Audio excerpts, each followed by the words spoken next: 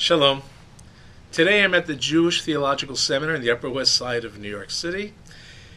And seminary is an institution that has nurtured and nourished generations of Jews, and in particular conservative Jews, by creating projects such as Camp Ramah and providing great teachers to the Jewish community.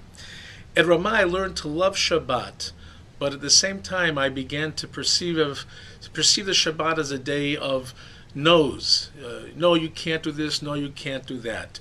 An outgrowth of the understanding of our tradition that the juxtaposition of the laws of Shabbat to the description of the building of the Mishkan, the tabernacle, which appears in our parasha, Parashat Vayakhel, led us to understand that all the work that went into the building of the Mishkan was prohibited on the Shabbat. But one of the seminary's great luminaries, Professor Abraham Joshua Heschel, wrote in his book on Shabbat that the Shabbat is in fact a palace in time, that we spend 6 days a week trying to conquer space. On Shabbat, we conquer time. And this image of a palace in time I found so appealing and so beautiful that it put the right kind of positive spin on the notion of Shabbat that made Shabbat even more attractive and meaningful for me.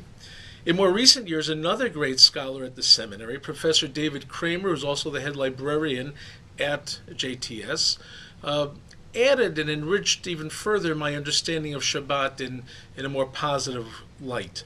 Professor Kramer notes that in the Mishnah's discussion of the 39 categories of melacha, which one is not supposed to perform on Shabbat, there is no apparent rhyme or reason unless one notices the order in which they appear, from which he concludes that in fact the Mishnah is describing certain basic activities that are necessary for human beings to survive.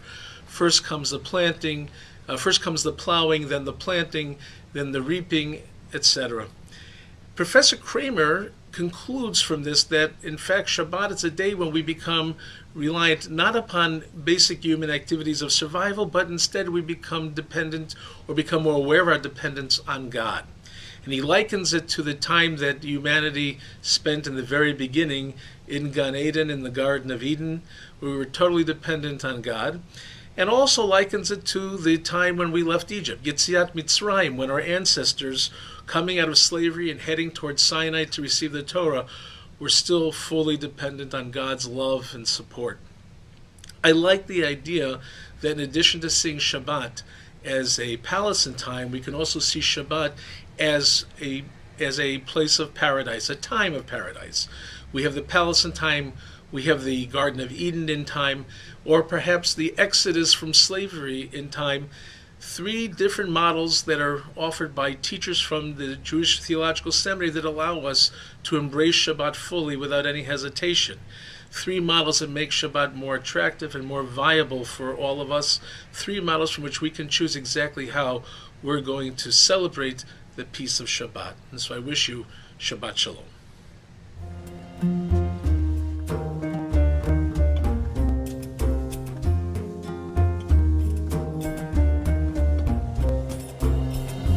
Shalom.